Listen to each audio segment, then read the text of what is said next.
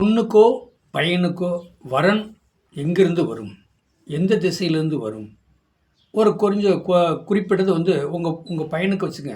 பொண்ணு பொண்ணு வரன் தேடிட்டு இருக்கிறீங்க. அந்த பொண்ணு எங்கேருந்து வரும்? உங்கள் பையனோட சாதகத்தில் 3ஆம் இடங்கிறது அவருக்கு வரக்கூடிய மாமனார். உங்கள் பையனோட சாதகத்தில் 10ஆம் இடம்னா அவருக்கு வரக்கூடிய மாமியார். அப்போ அந்த மாமியார் 10ஆம் இடம், மாமனார் 3ஆம் இடம். பாருங்கள், 3, 10.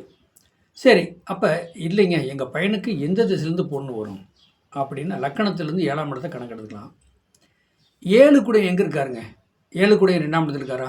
பக்கத்திலே வரணும் வந்துருங்க உங்கள் பையனுக்கு. 7 கூட 5ஆம் இடத்துல இருக்காரா? 7 கூட 5ஆம் இடத்துல இருந்தால் பூர்வம் சம்மந்தப்பட்டது. நீங்கள் பூர்வத்தை விட்டு பிரிஞ்சிருந்தாலும் பூர்வத்திலே உங்களுக்கு வரணும் வரக்கூடிய வாய்ப்பு நிறையா இருக்குது. 6ஆம் இடத்துல இருக்குதுங்க. எங்கள் லக்கணத்துக்கு 7 கூட 6க்கு போயிட்டார். அப்போ வெளிநாடு, கடல் கடந்து போகிறது அந்த மாதிரி. ஆனால் உள்ளூர் லோக்கலில் தான் பொண்ணு இருக்கும். அந்த பொண்ணு வெளிநாட்டில் வெளியூரில் படிச்சுட்டு இருக்கணும் அப்படின்னு சொல்லலாம். இது மாமனாருக்கு. இப்போ உங்கள் பையனோட லக்கணத்துக்கு 3ஆம் இடங்கிறது மாமனார். இப்படி இதிலே கணக்கெடுத்து 7ஆம் இடத்துலேருந்து கணக்கெடுத்திங்கன்னா 7ஆம் இடத்துல 6, 5, 4, 3 இப்படி நீங்கள் வந்தீங்கன்னா லோக்கலில் பக்கத்துலேயே உங்களுக்கு வரன் இருக்குங்க. சரி, மாமியா வீட்டுக்கு கணக்கெடுப்போம். மாமியா அப்படி சொல்லக்கூடாது. உங்கள் பையனோட லக்கணத்துக்கு 10ஆம் இடங்கிறது மாமியா. மாமியா எங்கே இருக்கிறாங்க? மாமியா எங்கே இருப்பாங்க? மாமியா வந்து 10 குடையவன். அப்போ அந்த 10 குடையை சொல்லக்கூடாது. அந்த உங்கள் லக்கணத்துக்கு, உங்கள் பையனோட லக்கணத்துக்கு 7ஆம் இடம் உங்கள் பையனுக்கு வரக்கூடிய மனைவி. அவர் 7லே இருந்துன்னு வச்சுக்க, கொஞ்சம் லாங்கில் தான் கிடைக்கும். சரி, அப்போ 8ல் இருக்காருங்க. 7 கூடையும் 8க்கு போயிட்டார். அப்போ 7 கூட 8க்கு போயிட்டாருன்னா 8ஆம் இடம்னு சொல்லக்கூடாது. எப்படின்னா என்னென்னா, ஒரு முக்கியமான அந்த சாணத்தில் வந்து கொஞ்சம் சில இது வந்து சாஸ்திரப்படியே வந்து அதை கொஞ்சம் ஒதுக்குவாங்க. 8ஆம் இடங்கிறது 3, 8, 12 கொஞ்சம் ஒதுக்கப்படும். அப்போ அதே நேரத்துக்கு பாருங்கள், உங்கள் மனைவிக்கு 2ஆம் இடம் 8ஆம் இடமும் உங்களுக்கு வரும். வருமானம் உள்ளதாக வரும். வருமானம் சம்பாதிக்கிறது, மாத சம்பளம் அந்த மாதிரிலாம் வரும். அது கொஞ்சம் லாங்கில் பொண்ணு கிடைக்கும்.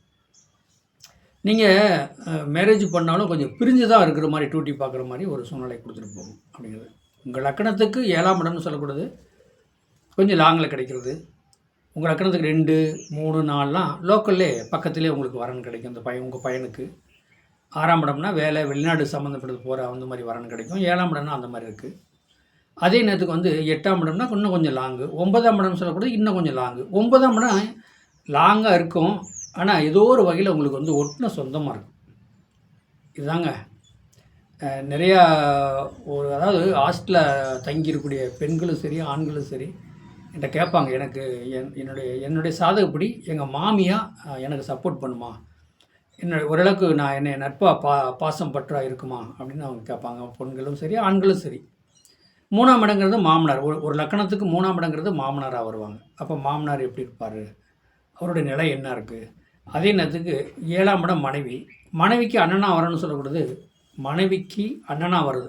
அந்த 7ஆம் இடத்துக்கு 11ஆம் இடம் சொல்லக்கூடாது, 5ஆம் இடம் வரும்.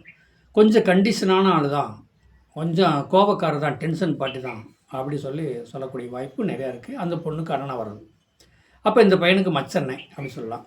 சரி, இந்த பொண்ணுக்கு வந்து தங்கச்சியோ தம்பியோ இருக்காங்க அப்படின்னு சொன்னால் 9 கூடையனாக இருப்பாங்க. இவங்க பாருங்கள், இந்த மனைவிக்கு தம்பியோ தங்கச்சி இருந்தால் இந்த சாதகரோட அனுசரிச்சே போவாங்க. எதையும் புரிஞ்சு நடந்துக்குவாங்க. இவர் என்ன சொல்கிறாரோ அதுக்கு பதில் சரிங்க, ஓகேங்க அப்படி தான் சொல்லுவாங்க. ஆனால் அதே நேரத்துக்கு வந்து தன்னுடைய மனைவிக்கு அண்ணனாக வர்றவர் கேட்க மாட்டார், கண்டிப்பாக கேட்க மாட்டார். அவர் இஷ்டத்துக்கு வந்து அவர் இழுவிக்கு வேணால் நீங்கள் போகலாம், அவர் இழுவிக்கு நீங்கள் என்னென்னா அவர் இழுவிக்கு நீங்கள் போகலாம், உங்கள் இழுவிக்கு அவர் வரமாட்டார். இதுதாங்க சாதகம்.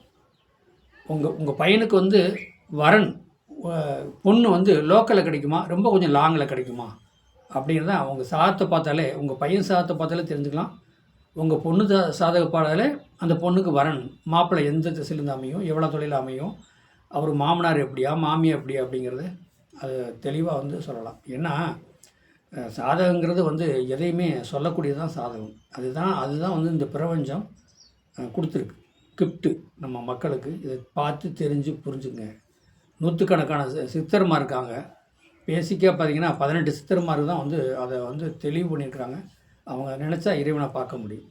என்னுடைய சேனலை மற்றவங்களுக்கு சப்ஸ்கிரைப் பண்ணுங்கள், பெல் பட்டன் ஆன் பண்ணுங்கள், சப்ஸ்கிரைப் பண்ணுங்கள். அதாவது எப்படின்னா, டேட்டா பற்றி டைம் பற்றி என்னுடைய வாட்ஸ்அப் நம்பருக்கு அனுப்பிச்சிங்கன்னா உங்களுக்கு உடனே சாதகம் சொல்லப்படும். 95 14 77 10 74. வாழ்க வளமுடன்.